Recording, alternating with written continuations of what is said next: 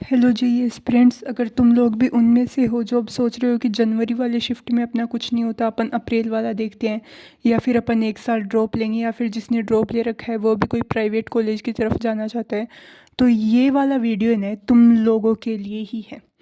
तो अगर तुम लोगों को अब तक इतना तो पता चल गया होगा कि अब जितना कम टाइम बचा है ना जनवरी वाली शिफ्ट के लिए, उतने कम टाइम में तुम लोग पढ़ के इतने मार्क्स इंप्रूव नहीं कर सकते जितना जेई मेंस को क्वालिफाई करने के लिए चाहिए। लेकिन है ना, यहाँ पे एक ट्विस्ट है। तुम लोग ट्रिक्स लगा के, शॉर्टकट्स लगा के, तुक्का मार के, टाइम मैनेज करके है ना वो मार्क्स इंप्रूव कर सकते हो अपने, जो तुम पढ़ के इतने कम टाइम में नहीं कर सकते। तो जैसे कि इस फर्स्ट वाले क्वेश्चन में देखते हैं अपन वो कैसे लगाएंगे। तो इसमें अपने को दे रखा है चार्ज है ना वो प्लस क्यू है जो कि ओरिजिन पे है, और प्लस 9 क्यू है ना वो D, 0, 0 पे है। तो अब अपने को पूछा है कि है ना इलेक्ट्रिक फील्ड है ना वो कहाँ पे वैनिश हो जाएगा, कहाँ पे जीरो हो जाएगा। तो अगर अपने को ये क्वेश्चन 100% नहीं आता ना तो भी अपन इस क्वेश्चन को सही कर सकते हैं। कैसे बताऊँ? पहले तो चार्ज यहाँ पे प्लस क्यू ले लिया 0, 0, 0 पे। अब यहाँ पे प्लस 9 क्यू ले लिया D, 0, 0 पे। अब यहाँ पे बड़ा चार्ज है, यहाँ पे छोटा चार्ज है, तो वेनिश होगा ना, वो यहाँ पे होना चाहिए ना इसके पास में।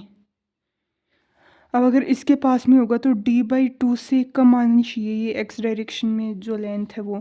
D/2 से सिर्फ सेकंड और फर्स्ट वाले ऑप्शन में दे रखा है, तो इन दोनों में से कोई एक करेक्ट होगा। इस तरीके से ना तुम लोग 100% तो श्योर नहीं हो, लेकिन 50% श्योर होना कि तुम्हारा आंसर है ना वो करेक्ट आने के चांसेस 50% ज़्यादा हो गए।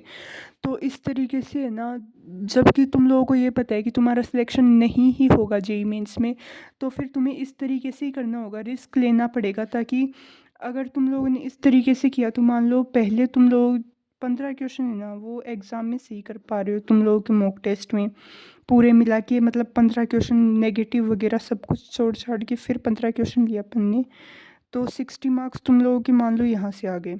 फिर उसके बाद में जो मैं ये ट्रिक्स बता रही हूँ ना, जैसे ये वाली जो ट्रिक्स है जिनमें दो सही हो जाएंगे दो गलत हो जाएंगे, ऐसे तुम लोग एलिमिनेट कर दोगे ना, तो उस तरीके से ना तुम लोग 20 क्वेश्चन सोल्व कर सकते हो। उसमें से सारे तो सही होंगे नहीं, लेकिन अगर 10 गलत हो गए और 10 सही हो गए ना, तो 10 सही होने के 40 मार्क्स और 10 गलत होने के -10।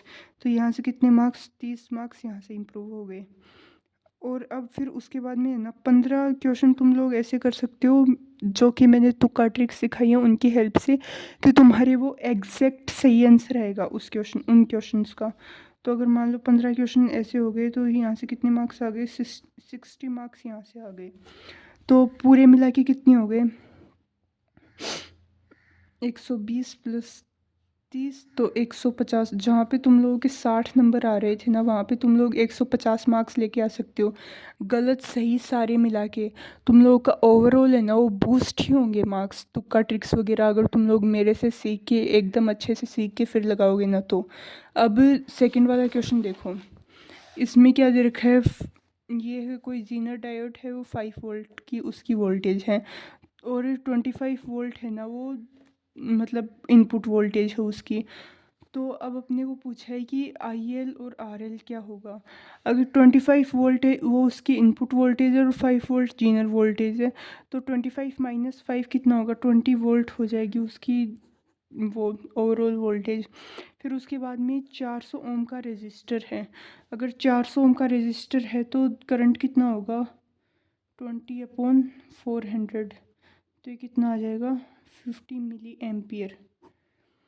और फिर दूसरी बात ये हुई कि अगर ये कैसे होगा डायग्राम, अगर इसका थोड़ा बहुत तुम लोगों को आता है तो यहाँ से 25 वोल्ट का हो जाएगा, फिर ये 400 ओम का हो जाएगा रजिस्टर।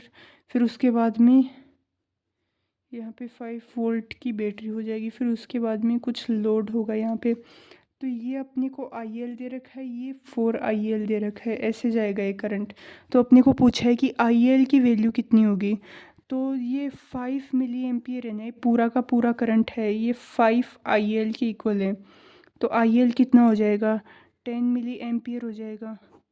तो ये सिर्फ इस वाले ऑप्शन में दे रखा है। अब इस, अगर ऐसा क्वेश्चन एग्ज़ाम में आए ना तो पता है बच्चे गलती क्या करते हैं, वो पहले तो IL निकालेंगे, फिर RL भी निकालेंगे बिना ऑप्शंस को देखे हुए कि अपने को सिर्फ एक ही ऑप्शन में 10 मिली एम्पियर दे रखा है।